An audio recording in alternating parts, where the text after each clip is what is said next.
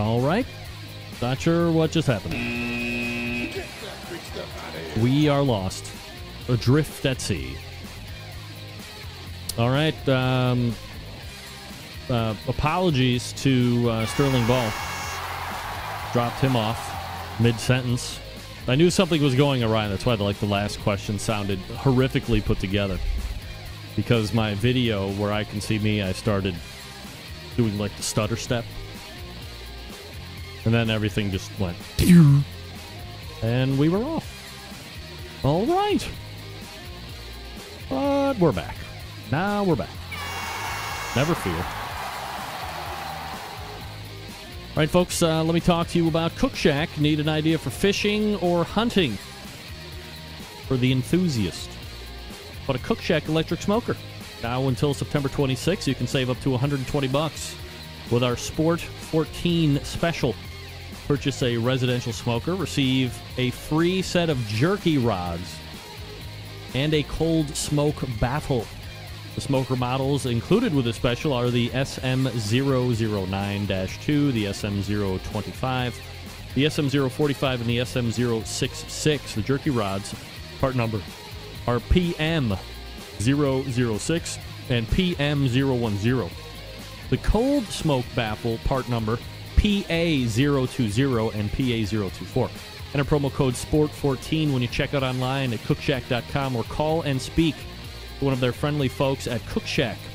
Call them toll-free, 800-423-0698. That's 800-423-0698. This offer is not valid with any other discount or promotion.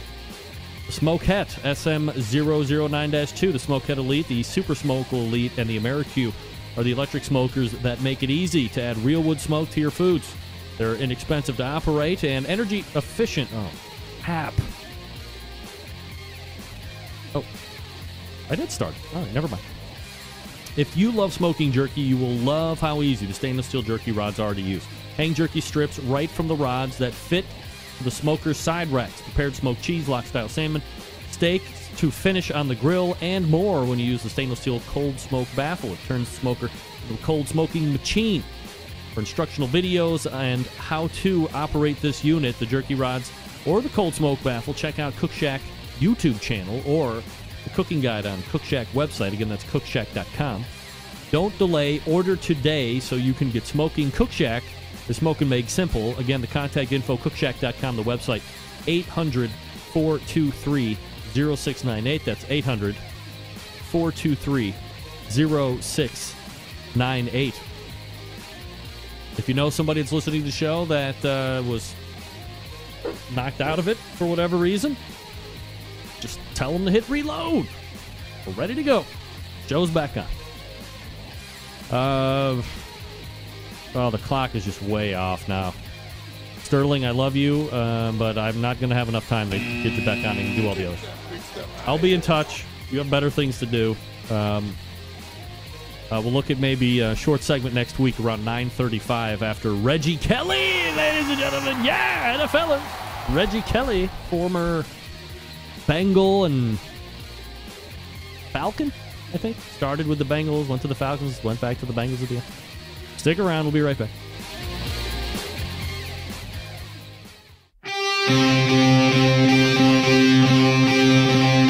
Get in the smoke. Call 877-448-0433 to get on the air. Now, here's your host, Greg Rempe.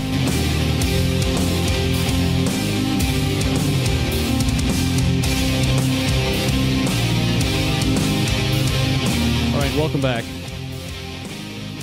Once again, apologies to Sterling Ball. Hey, Greg, here's Phil White, longtime Central Light Phil White.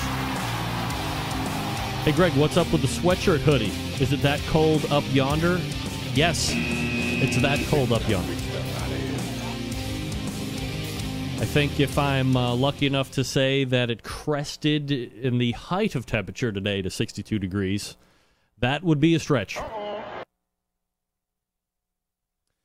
Patrick Paquette weighing in. If it works out that we are driving through Cleveland on our way to Arkansas next Tuesday evening, should we crash the Rempe Studio Land, get us some karma? Patrick, the simple answer is yes. See this seat? This seat awaits you, Patrick. How the hell is my camera all jacked up? Hold on a second. What the hell? There we go. There we go. That seat, low microphone, and awesome backdrop await you, Patrick. They await you, Patrick, for good karma, yeah. How do you like them apples? You don't come to the studio, Patrick. You're not going to have karma. Then you're going to get your ass whooped down in Bentonville. That's my New England accent, ladies and gentlemen. Thank you very much. We can go split screen, too, next week if you're in. It would be unwise to... Here's the thing. I know where Patrick's coming from. He's coming from up north. He's going to have to come down 90 one way or the other to get down to Arkansas unless he's going to go just, No. You still got to come this way, I think. I think you still got to come through... Ohio is still the fastest route, I believe. And I am literally off the... I can't tell you how many times that diva Q has passed my exit with her middle finger in the air. 10 times. Danielle, 10 times. 15 times. 5 times a year minimum. She has no time for me. Not coming in to stop by, get a text message. What? Going by your exit, having a little wave. Patrick, it would be unwise to know how close I am when you pass through my particular region of the Cleves to not stop in for a couple hours or an hour at least. Stop off right at the top of the show. You can sit in with Reggie Kelly. Reggie Kelly not sitting in live on the show, by the way. We'll be calling in. So, yeah. I would, you know me, I love to have guest studio people up in this piece. We had a run of Big Desmond, Desi, as I like to call him. We've had runs of Corey, Officer Corey, who is now in schools, keeping track of the Utes. Yeah, man. Do what Don says. Not taking the bounder. Pick up towing the trailer. Wow. Yeah, don't forget your... Hey, Patrick, don't forget your wife.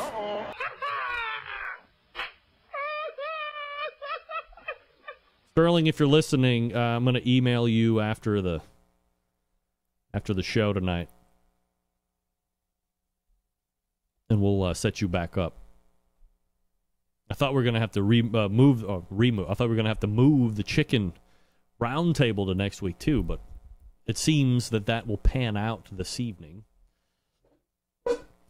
Although, the night's young, ladies and gentlemen. Ain't nobody got time for that. 216-220-0966. Greg at thebbqcentralshow.com are the two ways to get in touch with me should you see fit.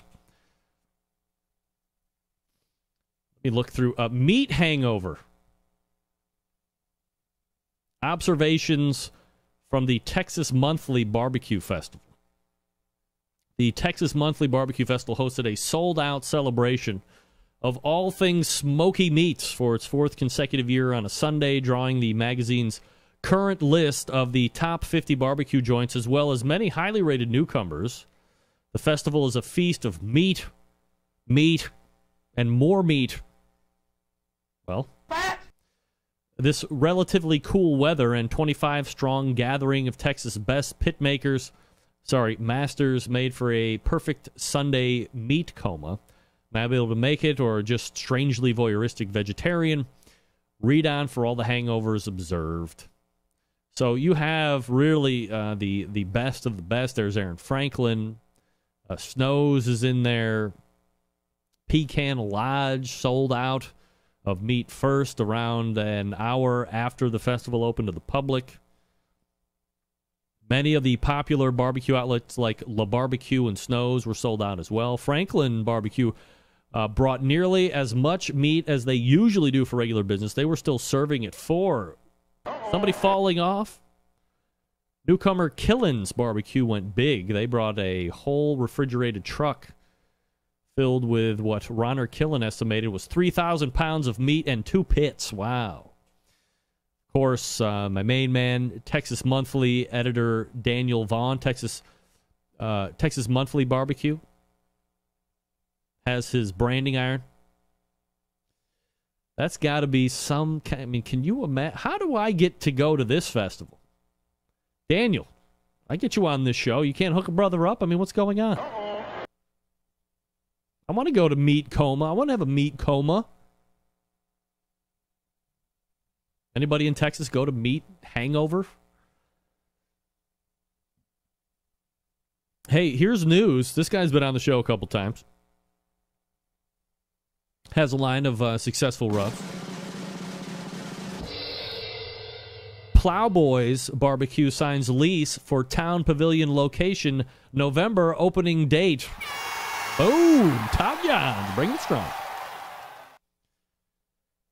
Todd Johns, the competitive barbecue pitmaster and the owner of the one-year-old Plowboys Barbecue restaurant in Blue Springs, Missouri, will open a second location in downtown Kansas City later this year in Town Pavilion. That's Quad One's Maine. Our focus there, John says, will be lunch business. Town Pavilion has 2,300 people each weekday. That's like a small town. The space will be an opportunity to cater to the lunch crowd, create box lunches, and cater business lunches. We don't expect much business after 2.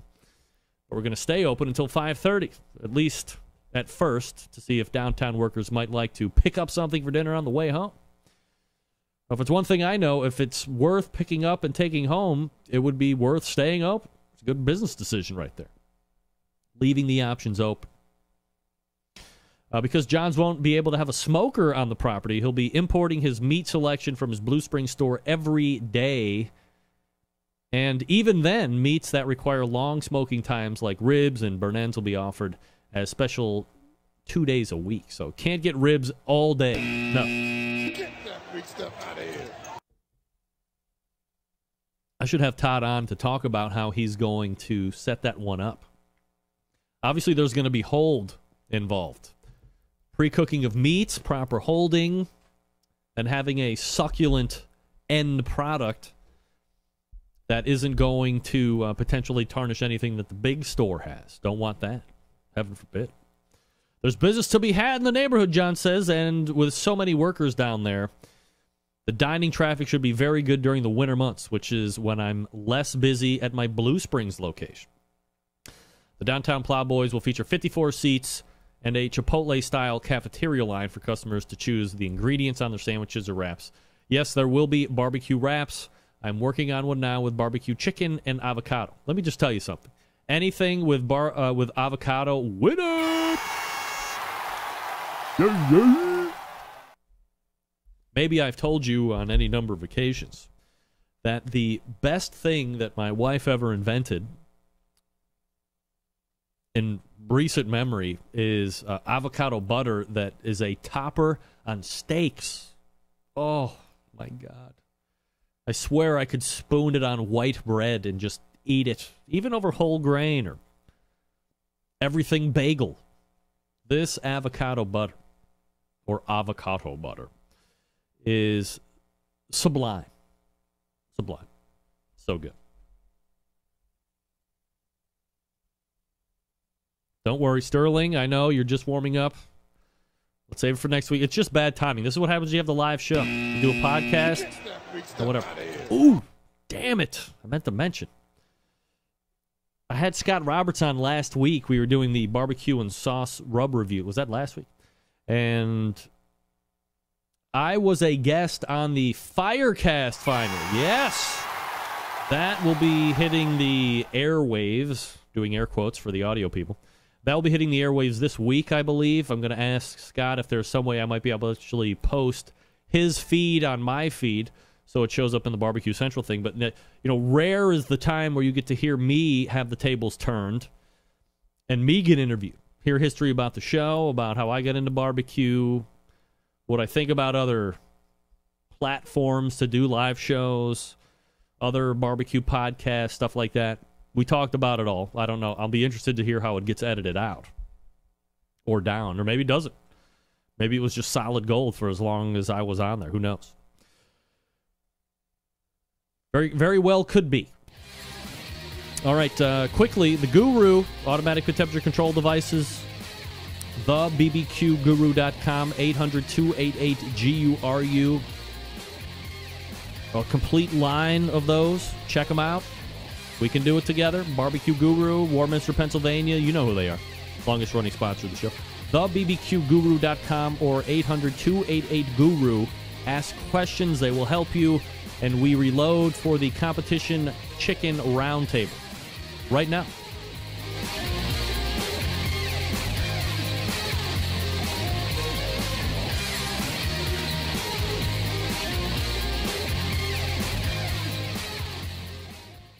Hi, this is Bobby Rempe from Cleveland, Ohio, and you're listening to Barbecue Central.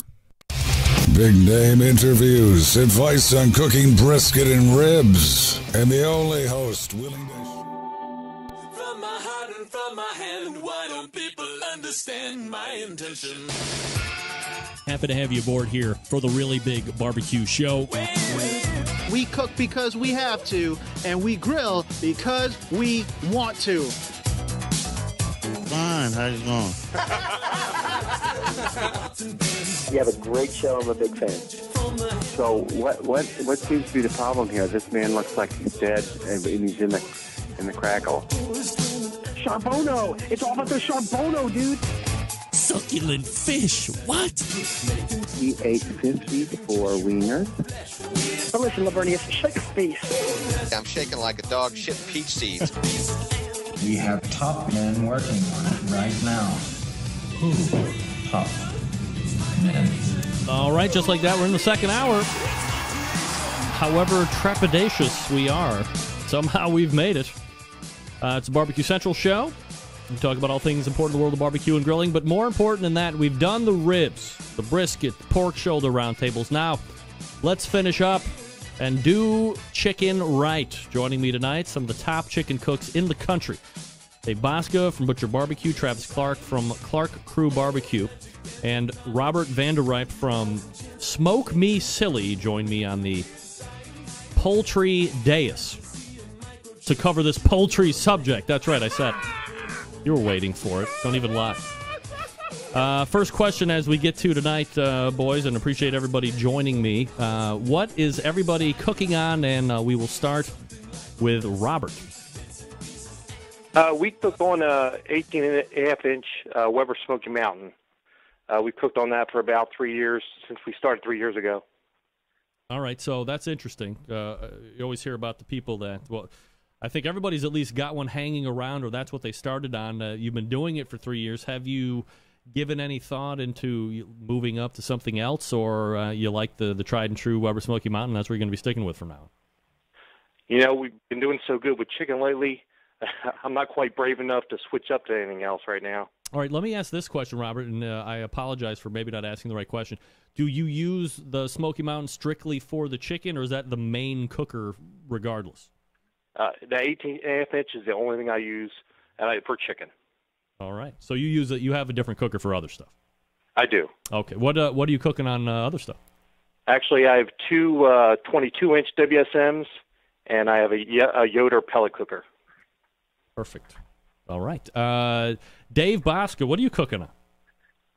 Cook on the FEC 100s and PG 500 from Cook Shack. PG. All right. Cook Shack. We love Cook Shack here. And last but not least, Travis Clark from the Clark Crew Barbecue team. We cook on a Jambo.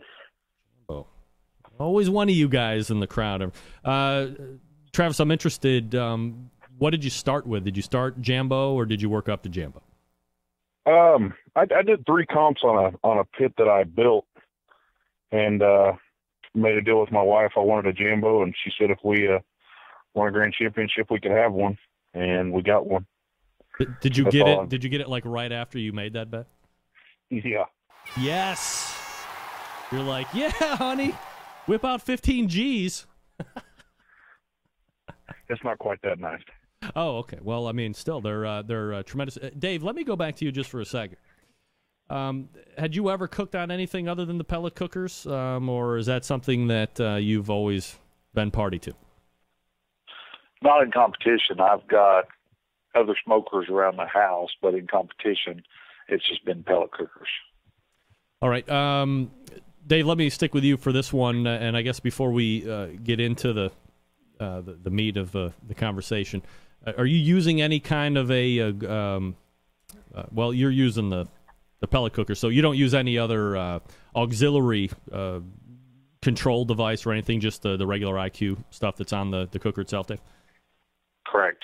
All right. Travis, are you using any type of a pit minder or guru or stoker or anything like that? No, not at all. And Robert, any type of a automatic pit temperature control device? Oh, definitely. I use a Barbecue Guru. I got something for that. Barbecue Guru. All right. Is that something that you had started out with, or did you grow into a Guru? Actually, that's what we started out with. Oh, all right. Cool. Robert, let me stick with you for this one. Just in an overall sense, Dave cooks on pellet cookers. You're cooking on Weber Smoky Mountains. There's obviously stick burners out there as well.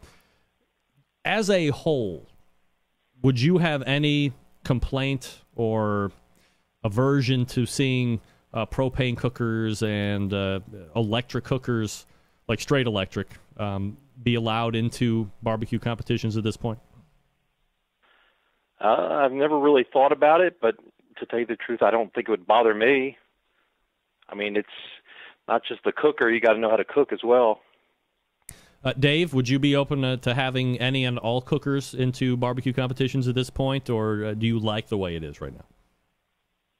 I've got 2 electric Southern Prides here at the house also, and I'm going to tell you, I'd say welcome them all, because I know what they cook like, and the wood-fired items just cook that much better. So I don't think that they would make a dent in the winner's circle. Travis, do you have any problem opening up to any and all cookers in competition barbecue, or would you like to keep it pat where it sits? No, it don't bother me. They can cook on what they want. Are you in agreement with Travis and Dave as far as the ones that are wood burning providing a better product overall versus just a gas or an electric? I don't know. I mean, I think if a guy can put out the same product on gas that I can on mine, I mean, power to him. I mean, I don't know. I used to think it, when I first started, I thought everything was cheating. I thought pellets was a cheating way of doing it. Then once you really get into it, you find out that that's pretty naive how good a cook those guys really have to be. So, I think it don't matter to me what they have. Travis, how long have you been competing on the circuit? This is my second year. What's sparked you to get into it? Just seeing how much fun everybody else was having, or were you? We walked through the American Royal, and in 2010 we walked through there, and I thought that I really needed to get into it. I guess it was 2011. I decided I really needed to get into it. So 2012 we started a team. By the time I left the Royal, I was going to take a cooking class, and I needed a Jambo because all I knew about them then was they looked cool. And we got into it. It's been pretty fun. Robert, you said you've been in it for 3 years now?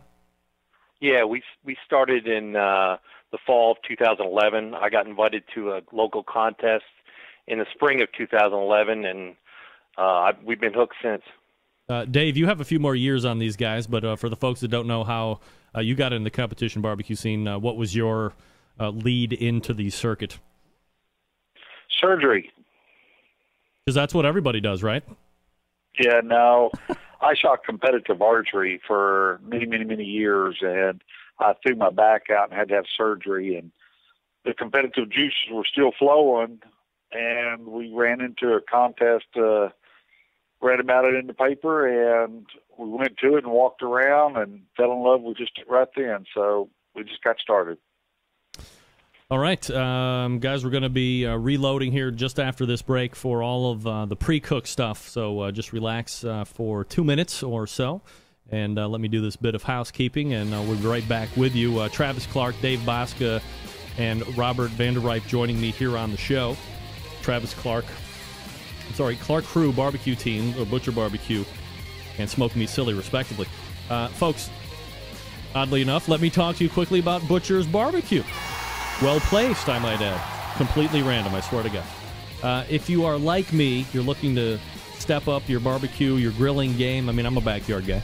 But you can do it on the competition scene as well. No easier way than by doing it with the Butcher Barbecue products.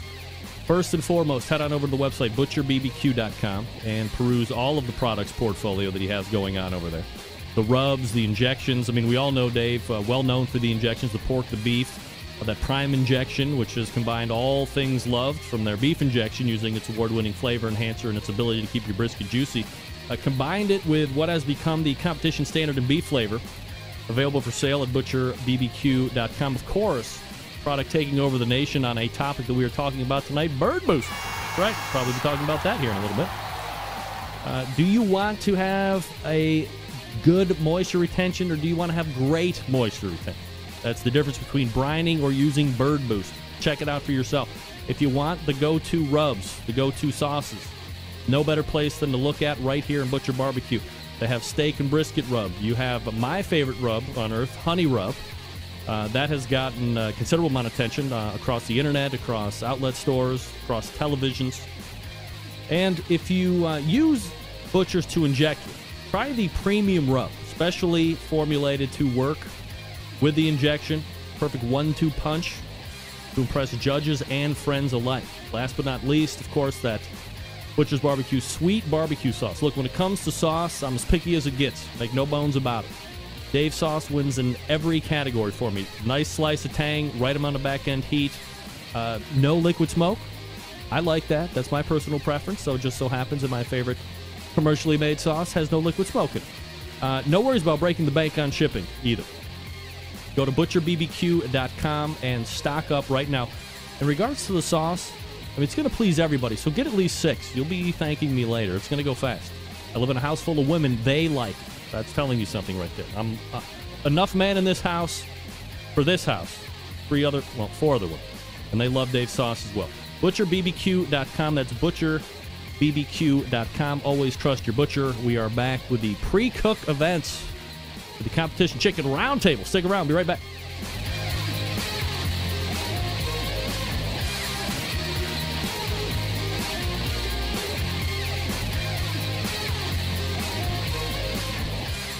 Broadcasting live from the Barbecue Central Radio Network studios in Cleveland, Ohio. You're listening to the Barbecue Central Radio Show. Once again, here's your host, Greg Rempe. All right, welcome back to the Competition Chicken Roundtable. Travis Clark, Dave Bosca, and Robert Vanderripe all joining me, talking about everything chicken. Appreciate you hanging with me through the break there, guys. Robert, let me go right to you here for the first question. We're going to be talking about chicken prep here. When I started doing the Chicken Roundtable, I never thought I would get to this part of question taking when it came to chicken, because it was always just go to Sam's or just go to local grocery store and you buy 10 or 15 or 20 or whatever. But it seems much like some of the other categories, the Duroc stuff for pork, the Wagyu for the briskets, chicken seems to be becoming more and more specialized. So, Robert, are you using a specific purveyor or kind of chicken? And if so, who are you using, and what kind of a cut are you using? Right now we cook thighs, and we buy those actually from a local grocery store here. We used to cook with Smart Chicken and a couple of other well-known brands, but it wasn't working for us, so I started cooking a local brand, and that's when we started to do a lot better with chicken. Robert, did you ever use anything other than thighs? I mean, obviously that's the predominant part of the chicken that's used in KCBS competitions, but have you ever messed around with any of the other parts? No, I haven't. Ever thought about it? Yes, definitely. Okay. This is something we may mess around with this winter. Dave Bosca, are you using a specific purveyor of chicken? If so, who are you using, and are you using thighs only? At this present time, we're using thighs only. For about a year and a half, I did turn in breast with the thighs. Did a big study on it, watched the scores. We had just as many top 5 calls as we did with or without it, but I had half a dozen more top first and second places with just thighs. So I felt like the white meat was just holding it out just a little bit. So we did away with that in the box. As far as the brand, yes, we used to use Pilgrim's Pride religiously. I got to where we just can't find any good Pilgrim's Pride chicken thighs, so I've switched over to a brand that's in Oklahoma City at a grocery store. It's called Sanderson Farms. Is it just like local to you? I mean, it's not any specialty place you're going on the internet to find it, just where you're at? No, it's not a specialty place. Actually, they're out of the southern part of the United States. They're in the distributor up this way, and so that's what they use. That's what they carry, and that's what we use. Travis, what are you using for cut of chicken, and are you using any type of specialty purveyor or seller of chicken? I like to stick with Smart Chicken, and it's what my grocery store has local, and I cook just straight thighs. Have you ever messed around with any other part of the chicken to turn in? I have at home, and I don't know, it tastes good. I thought I had some breast really good, but I took it and set it on a plate and waited 15 minutes and tried it again, and it wasn't near as good. So I've just never had the guts to turn it in, I guess. And for the folks that might be going, what is Smart Chicken? Because Robert mentioned it as well. Is it just a well-known brand, or is there anything special about Smart Chicken that people would want to take into account if thinking about using it? I don't think so. I mean, it says on my package that it's never frozen, but the grocery store I get it from, it's froze. When they get it in, they freeze it right away. I don't know. A lot of places I think get it fresh, and it says it's air chilled, never frozen. But like I said, for me, it comes frozen. All right, Travis, let me stay with you for this one. We'll work our way back down. When you're looking at you buy the packaged chicken, and so when you're looking at it, and maybe it's a two-part question, I guess, when you're looking at through the packaging and then once you actually get it out of the package, things that you are looking to take into account, what are you looking for in the pieces that you're going to use versus the ones you might discard? I mean, the first thing I'm looking at, I look at the skin. I want a good white skin. I don't like to see blood spots in it or what I call pin feathers. I don't want to see any of that in my skin because I don't really scrape my skin, so I don't want to see any of that. I want a good white skin on my chicken, and I like to have the biggest thighs I can find. Which after this year, I didn't think I would do near this many comps as we've done. I usually bought ahead and got a lot bigger. Now I'm struggling to find bigger thighs this late in the year. Dave, when you're looking at the chicken, what pieces make the cut for you, and which ones get kicked off to the side? Things that you're really looking for. Number one pick for me is the size. I don't worry too much about the color of the skin myself because Sanderson's pretty well equal with what they have. It's all the same. I do try to keep from finding any blemishes that you can see on the skin, and the pin feathers like he was talking about, they're in there. Sometimes you just got to pop them out like it's it, but they do come out. And Robert, one with you, when you're looking at it in the store, what are you looking for? And then once you get it unpackaged, pieces that make the cut versus ones that get kicked off to the side. Yeah, I think for me, the number one thing is size. I try to buy 4-packs, and they have to be at least 2 pounds, the 4-packs itself. And I also look, I don't want a bunch of fat on the skin, just enough to make it a good piece of chicken. That way you could see the meat just a little bit through the skin. Robert, do you do any chicken prep prior to getting to the competition, or is that all done on site? Yeah, I do. I trim my chicken usually on Wednesday before the contest. Dave, do you pre-prep before you get to the competition scene? Yes, I do. I buy my chicken on Sundays. I trim it on Wednesday, and I re-vacuum pack it and have it ready for the contest. Travis, same thing with you? Yeah, I like to try to trim it on Wednesday, and and have it ready for the comp. But this week will probably be the first time we're going to be trimming it at a contest.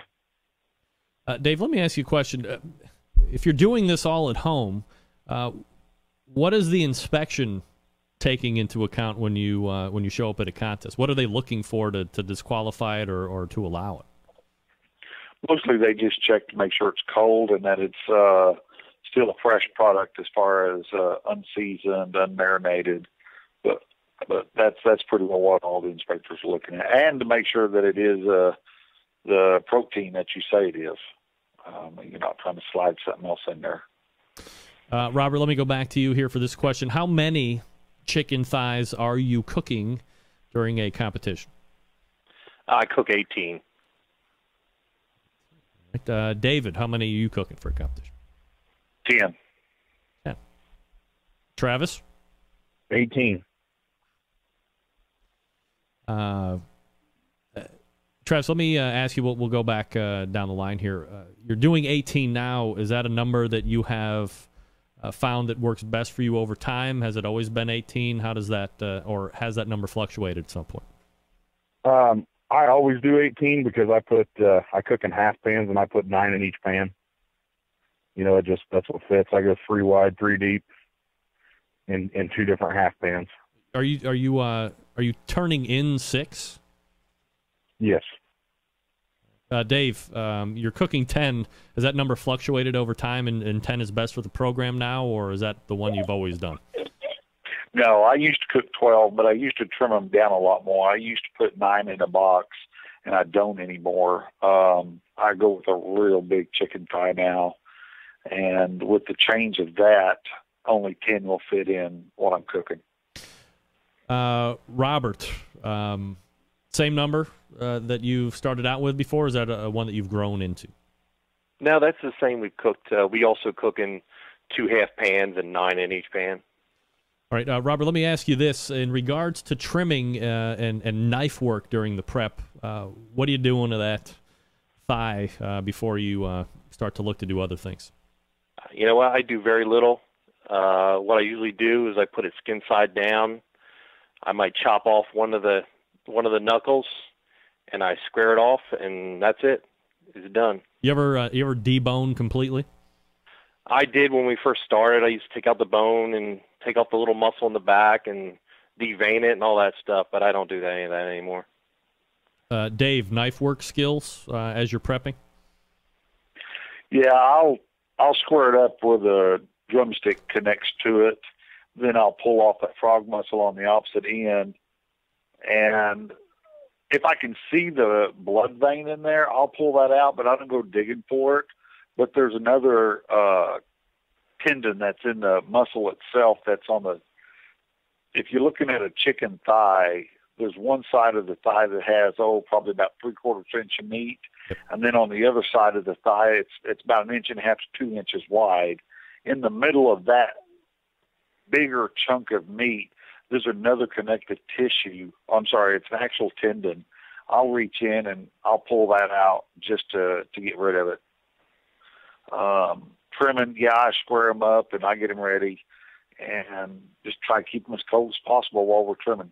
Did you ever take the bone out completely? No. Never. Okay. No. Travis, knife skills on those pieces of chicken. What are you doing? I usually take that same knuckle end off and then square it up. And if that what I call a nuggets hanging there kind of flat, I'll go ahead and take it off if it looks like it's going to be in the way. And if I see the blood vein, I'll take it out. But I'm not gonna go hacking in there to get it. But other than that, just trying to square them up, get them all the same size. Did you ever take the bone out at all and make them boneless?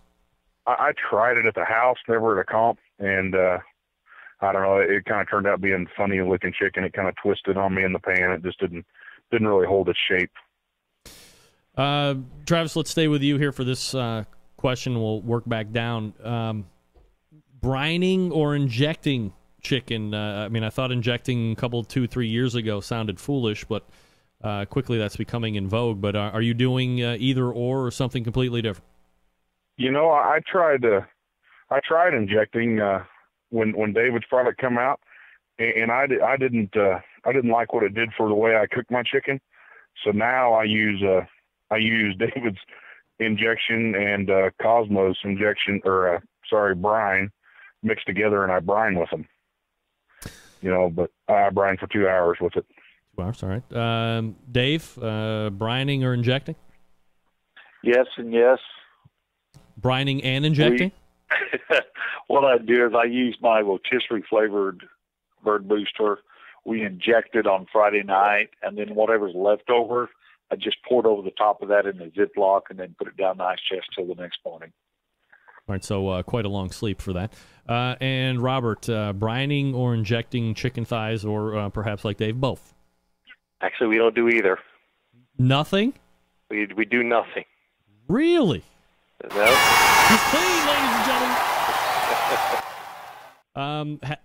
Have you ever, I guess, is now a good question.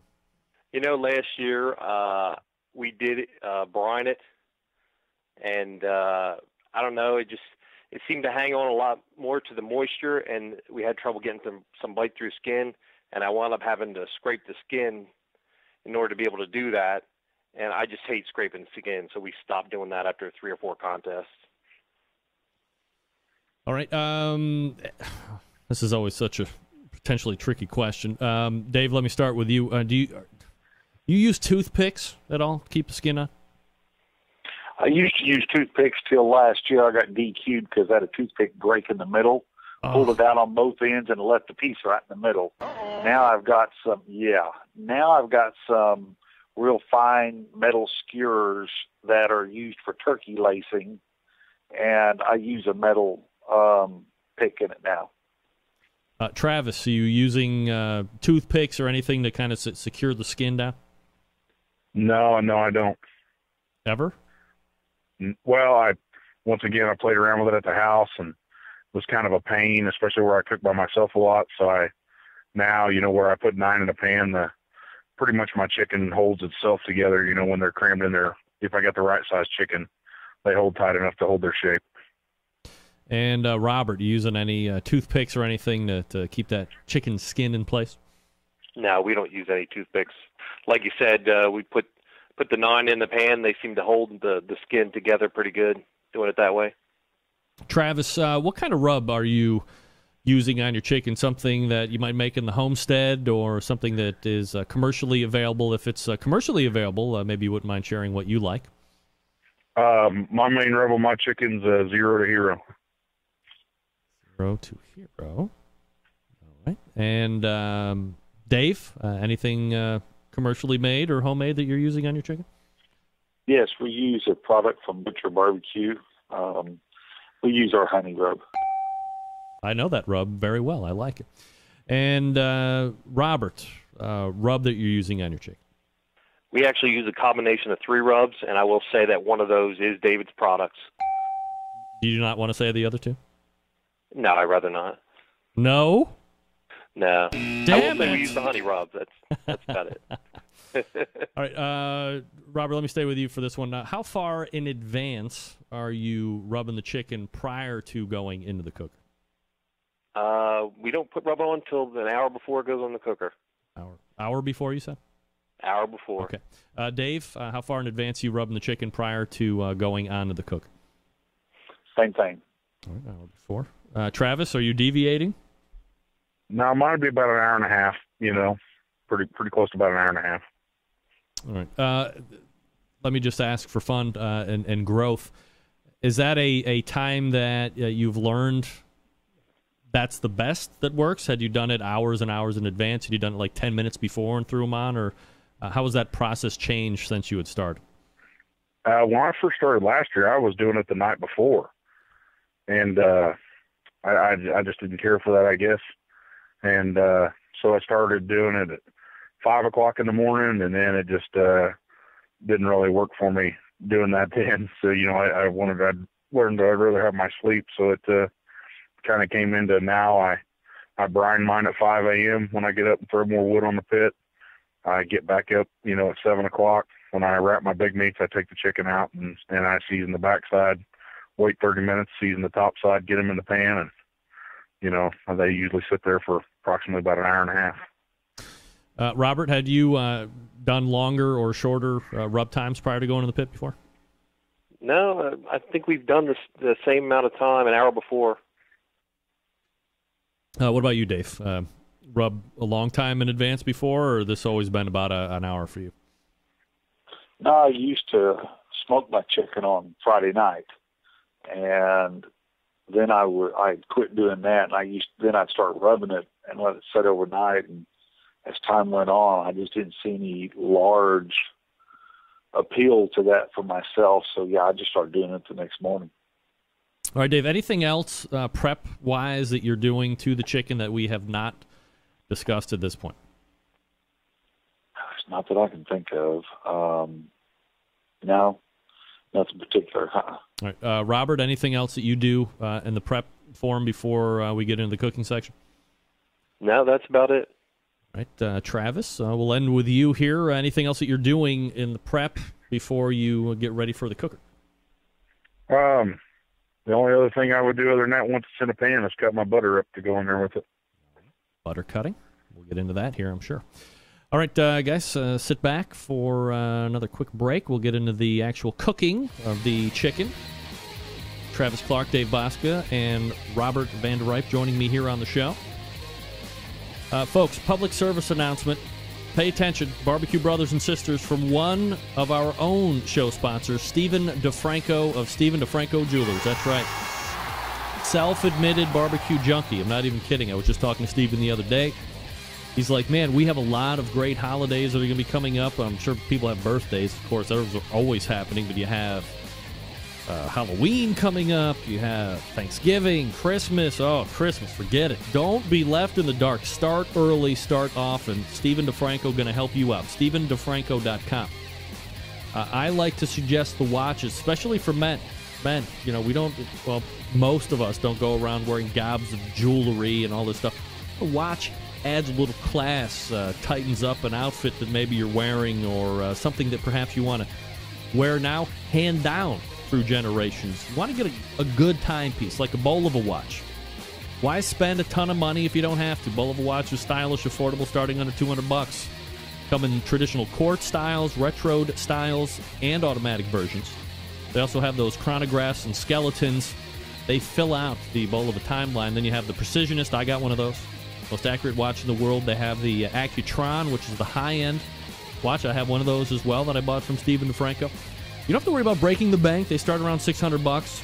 Accutron gives you that high-end lifestyle and quality without breaking the bank. Now, barbecue people, we're kind of gadget junkies, of course. Citizens might be the perfect watch for you. It's got EcoDrive technology, powering your watch perfectly and accurately as it converts light into energy. No need for barbecue timers. Some Citizens watches have multiple timers along with alarms, multiple time zones as well. Here's what you do. You go to StephenDeFranco.com. You find out what you like, and then you call them. 440-943-2700. Tell him you're a barbecue brother or sister. He's going to give you the real price. You can't list the true barbecue brother or sister price on the website through some type of a manufacturer restriction. I'm not kidding when I say that. Everybody's thinking I'm trying to do the ropey dope. Call Steve. You tell me. StephenDeFranco.com, 440-943-2700. Ask for Steve. Tell him you're a barbecue brother or sister, and you'll thank me later. StephenDeFranco.com. We're back to learn how to cook chicken. Right after this. Stick around. Be right back.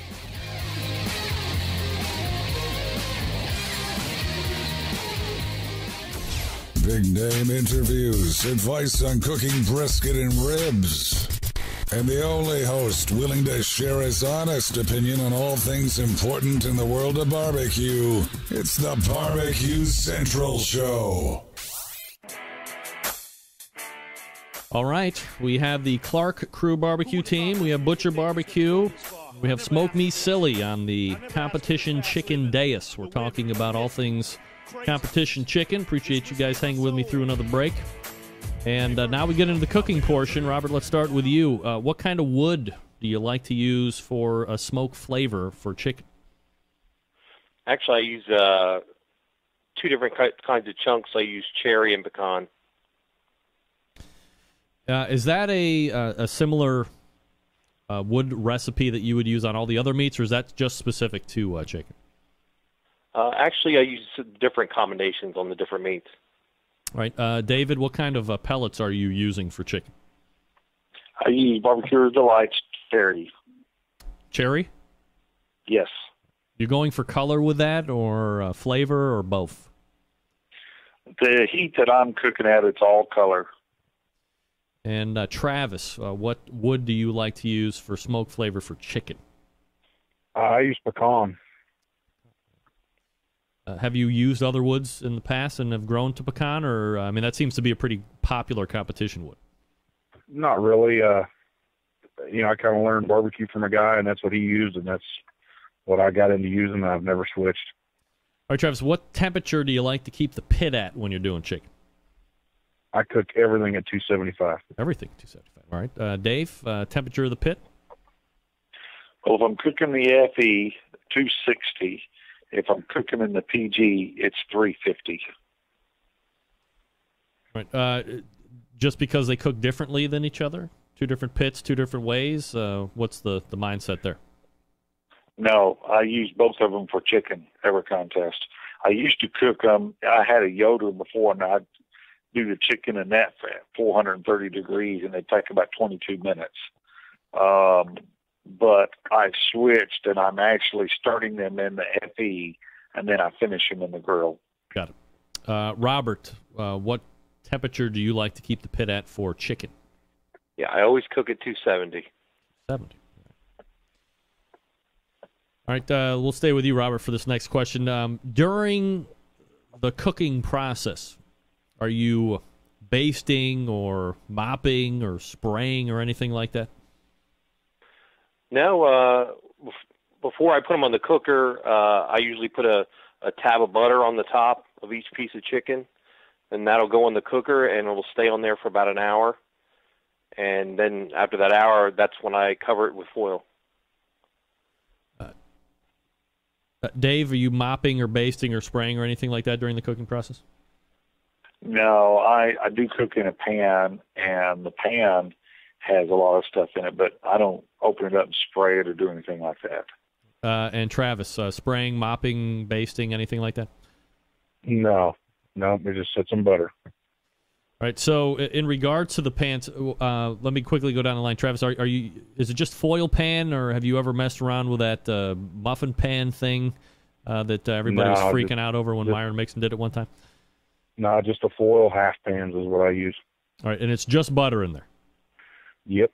All right, Dave, have you ever used the muffin pan deal? Did you buy into that at all ever? No, never did use a muffin pan. Right. I use a red cake pan. A red cake pan? Yeah, red just cooks better. All right. I was going to ask what the benefit was. That's a good benefit.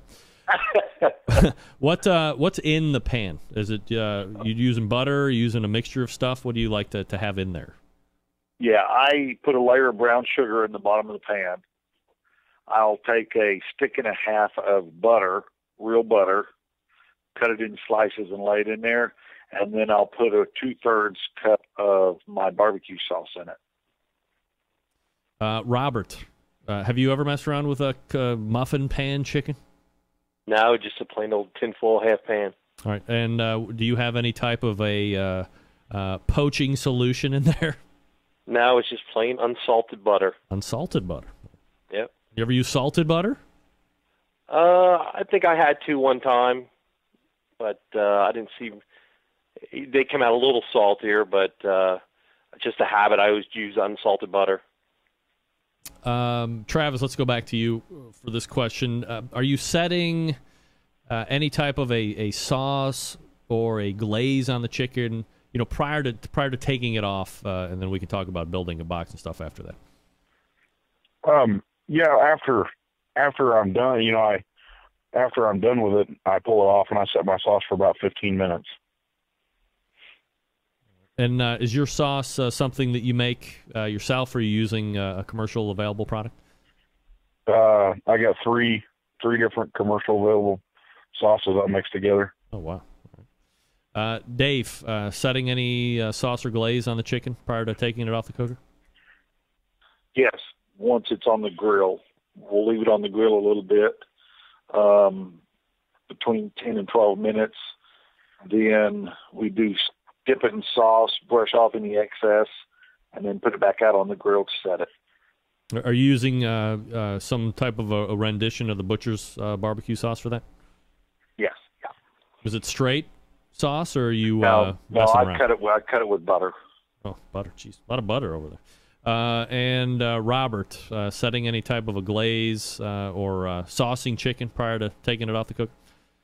Yeah, actually, after it's been foiled, we take the foil off, and I'll take some scissors and sort of clean the pieces up a little bit. If there's any of the knuckles sticking out that I can cut off, then we'll dip it in sauce and then put it on the grate, and then I'll maybe put a little bit more rub on top, finishing rub, and then it's good to go.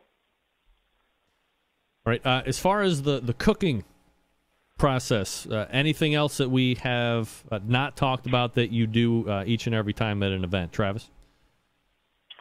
One thing that I always do that is, my chicken's cooked 1 hour uncovered, 1 hour covered. I rotate my chicken every 30 minutes. I spin it 180 degrees every 30 minutes just to try and make it cook even as my heat flow is in there. Are you spinning the pan, or are you actually rotating each individual just the chicken? pan. Okay. I swap one pan with another and spin them both 180 degrees. David, anything else in the cooking process that you do that we haven't addressed specifically? Yeah, in the FE, when the chicken goes in there in the pan, and it sets for an hour in the pan, then I flip the chicken upside down in the pan. Then it sets for 30 minutes like that. Then I take and put it on a grate, and I carry the grate out to the grill, and then we finish setting it on the grill. And Robert, anything that we haven't talked about that you do to the chicken? Yeah, same here. We usually just swap the pans between the upper and lower grate. And then usually before I foil it, I'll go ahead and put some of that finishing rub. We try to season it every time we take the chicken out or see the chicken, we try to season it. All right, so there's the cooking portion. Now we'll go ahead and move into post-cooking. A lot of people like to let things rest. We've kind of hit on it a little bit, but I'll just ask specific questions because it's outlined. Robert, are you looking to let the chicken rest for any specific amount of time before you put it in the box and end up running it? No, we don't. Actually, we take it off probably about 2 minutes before the turn-in window starts. I pick my 6 out real quick, and again, we season it one more time with some finishing rub, and it goes right in the box. Dave, allowing for or wanting to have the chicken rest at all prior to get going? The only time that chicken needs to be resting is when that lid's closed and it's being carried. Other than that, it needs to go to work. All right. Travis, allotting for any type of a rest period prior to get going? No, my chicken should be in about 5 minutes before the window opens. It's about 11:50. I like that chicken done and in the box as quick as I can. Gentlemen, I'm remiss in asking this question. It's because I'm a horrific interviewer. I apologize. Struggle through the interview with me. Travis, finishing temperature internally for chicken, what are you shooting for? I got no idea. I don't tempt my chicken, but if ever, it's got to be 190, 200. It's hot. Dave, do you shoot for an internal temperature to finish, or no? Yes. It's going to be about 180, 185. And Robert, do you have a specific internal finish temperature you're looking for? Actually, I don't tempt mine either. As long as that cooker's staying at 270, I know it's good to go. Apologize for missing that question a little bit earlier. Robert, let me stick with you for this one. As far as the thighs that will make the cut after the cook, what are you looking for in the thighs that'll get picked to go into the box? I try to look for the biggest 6 that I can find. Of course, they gotta look good. They all got to be nice and square, and the skin's got to be perfect on them. But yeah, the biggest ones, because they're usually the ones that are the most moist anyway. Dave, what are you looking for the ones that will go into the box? I look at the front 3. I want the part that's going to be facing the tabs. I want them to be uniform because that's generally the part that the judges are going to be looking at. I try to find the ones if they have knuckles, they're going to be to the middle of the box. I look for the color. I want them to all be the same color. I do look for size, but I kind of go more of that with weight. Just by hand feeling them, you can tell a heavy one versus a light one. So I want a heavy one for the very same reason, the moisture content. And Travis, how are you picking out your winning 6 to go in the box? We usually we try to have the same size chicken, but if we have smaller ones and big ones, my wife usually will take a bite of them and we decide whether the smalls or the bigs are on, which ones are usually on. And generally, that's always the big ones is the ones that she wants. All right, so this was going to be my follow-up question, and you dovetailed into that nicely, Travis, so let me just follow up with you real quick. You guys are believers as a team to taste the chicken, and then you would perhaps adjust sauce or rub or something like that prior to finishing it up? I do. If I try to kind of watch, I guess, at a contest. If I think I got young judges, a lot of younger people or a lot of guys, I'll add quite a bit of heat to my chicken. And if I see, older ladies and stuff going in, I really back off on it. Dave, do you actively taste just to kind of see where the profile's at and then make adjustments? Or, I know there's a lot of teams that cook chicken the one way. They don't taste it. They do nothing. They just do what they do, turn it in, and there you go. What do you do? I will sadly say I can probably go half the contest season, not even eat the chicken. Here in the last month, I've been tasting it, but it's after it's already turned in. But generally, no, I don't even eat it. Robert, do you taste it at all or no? Same here. We don't try it. Usually after my wife takes the box, I may try a piece to make sure it's bite through, but that's about it. So let me ask Robert and Dave this question. Robert, you first. How are you? Is it something that you're practicing and tasting at home and you're happy with the profile, so you're not bothered doing it at the competition? It just seems like there was a glaring error or an omission, you would be able to catch it, and if you're not, you're not. Yeah, usually we practice quite a bit in the off season, so we know the combination works of rubs and the sauce. So we try to stay constant and do the same thing every contest. Dave, similar mindset to you, just something that the process you've done over and over again, and there's no need to taste at this point? Very true. It's the combination of the products. It's not much different than what I've been cooking for 5 or 6 years. There's just some small tweaks this year, some last year, one more tweak from the year before, and the combination of all of it is a good chicken. Then I think to make it a great chicken, you got to just have it moist. It's got to be flavored, and it's got to look pretty. The flavor is going to already be there. I'm not one to be putting stuff on the chicken at the very end. It's either going to be there or not. Travis, is there anything else? Or let me ask this question. I'm sorry. For garnish in the boxes, are you a parsley guy or you use something else? Yeah, we're parsley. Parsley. Dave, parsley or something else? I use green leaf lettuce, and this year I started putting border for parsley. And Robert, what are you using for garnish in the box? Yeah, my wife Lex makes an awesome parsley box. Okay, anything else that you guys are doing? Any last-second sprays or makeup or whatever prior to closing that box and running it over to the judges tent? We'll start with Travis on that. No, once we put it in the box, that lid closed, that's it. Just try to get it in on time. Dave, anything else you're doing prior to running it? No. And Robert, you done at this point, or you do any last-second thing? We usually just spray some hot water on to give it that shine and take a picture, and then it's gone. All right, so let me ask you this question. We'll start with Dave Bosca from Butcher Barbecue. Even to this day, this seemed to be all the rage topic, 2, 3, 4 years ago. Everybody was talking about it. Everyone says bite-through skin is the key to doing well at a competition. So, Dave, do you have a particular thing that you try to do to make sure that you're achieving bite-through skin each and every time? what's the secret in your estimation to bite through skin? People, in my opinion, think of bite through skin as being crispy skin. It's drying out. It's all that. That way you can bite through it.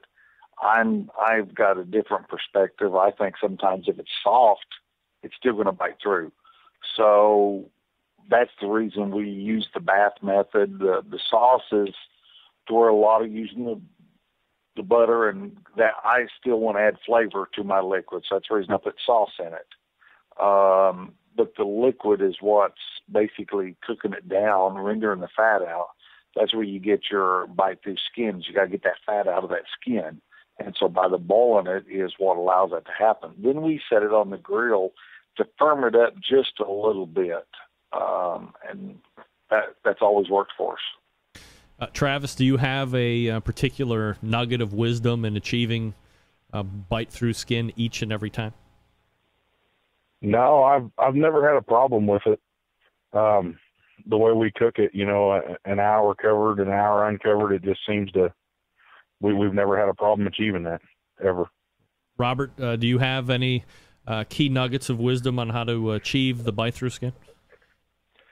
Same as Travis, you just got to do that hour uncovered, hour covered seems to work every time. Now, if we, for some reason, got to give her a different type of chicken that has maybe a little bit more fat, then you might have to mess with the times of it being covered or uncovered to get what we need. But that's about it. All right. So there is your post-cook and some insight on the bite-through chicken stuff. This is the best part of the whole evening. This is where I turn it over to you guys, give you open forum. If you're promoting, if you have anything to sell, whatever it is, this is your time to shine.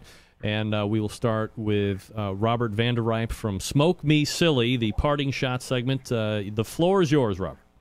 All right. I'd like to thank you for having me on tonight. I also want to thank my sponsors, the Atlanta Barbecue Store and Barbecuer's Delight. And thanks again. Dave Bosca, the floor is yours from Butcher Barbecue. One thing that I did forget to mention is the pre-cook. Yep. Under the skin, I do put my honey rub under the skin before we cook it. So other than that, that's pretty well it. Now, as far as that, we have been playing with a new product, and it is going into production this week. We have a whole new pork injection, and I'll be sending you some info on that and some product to play with. But we've got a new pork injection about to hit the market. And that's butcherbbq.com, of course. And then rounding out the parting shot segment, Travis Clark from the Clark Crew Barbecue Team.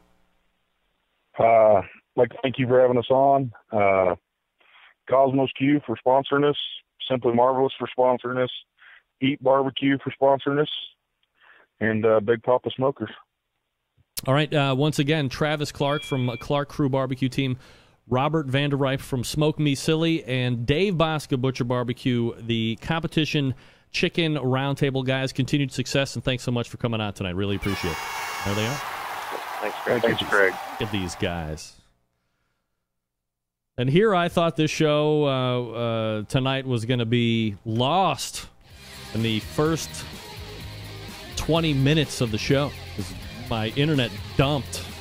Like a hot chick to an ugly boyfriend. Beat it. Folks, if you didn't know, Big Papa Smokers is the one-stop shop for anyone interested in barbecue, featuring a comprehensive selection of all American-made grills, spices, sauces, accessories, even a kit that gives you everything you need to make a world-class smoker out of a 55-gallon drum.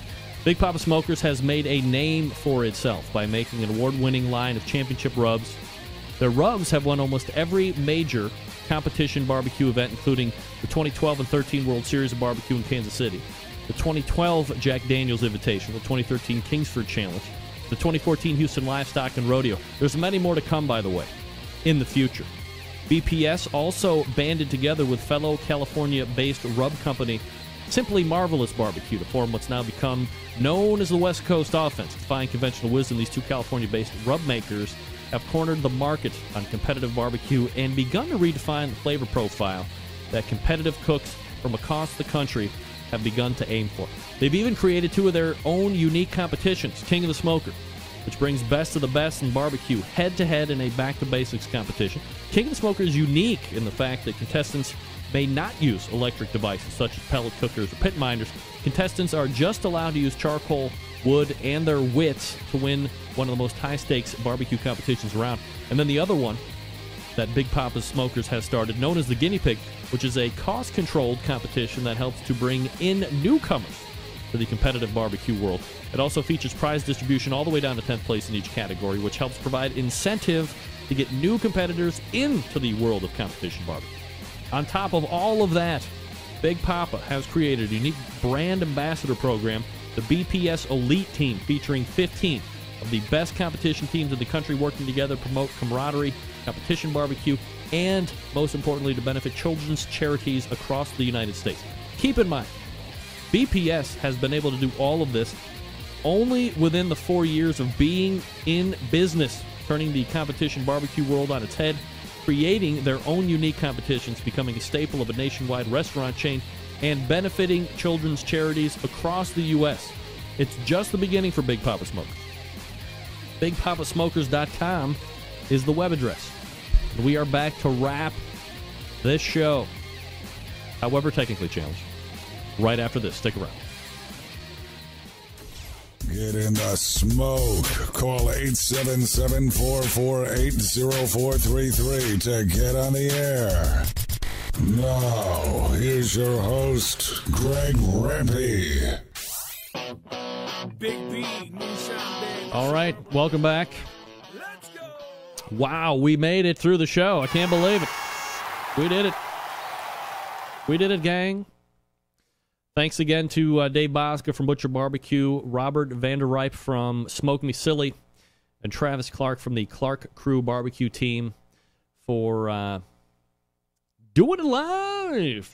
Look, here's the bottom line.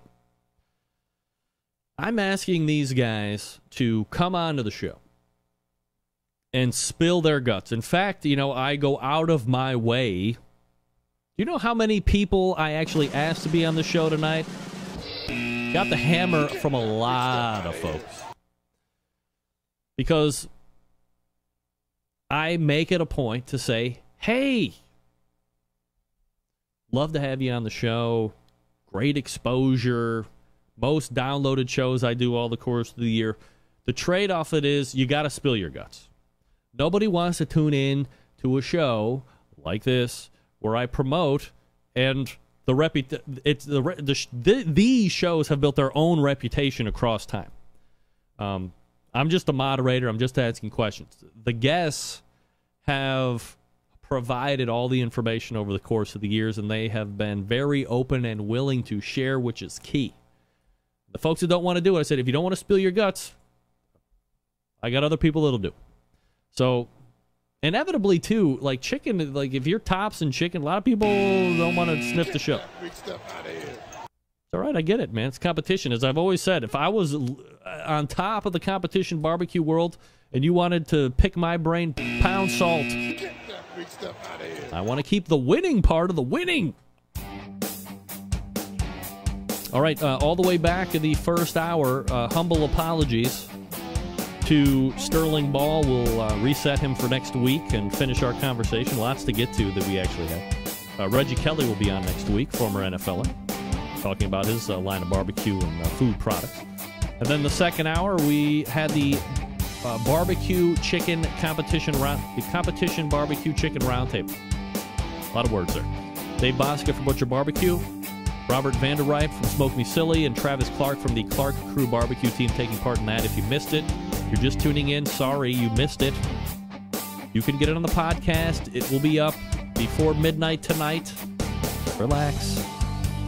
If you work with raw cast iron, reseason it each and every time. Little Pam, little Crisco as it starts to fall back on the heat. Get the grill brush on it first, and let it burn back in each and every time. Generations of rust-free service.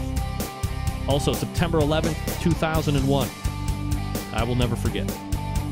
Again, maybe Sterling Ball next week. Definitely former NFL great Reggie Kelly will be in. Love to see you back here. So until next Tuesday at 9 p.m. Eastern Standard Time, this is your program host, and proud U.S. American Greg Rempe, good night now.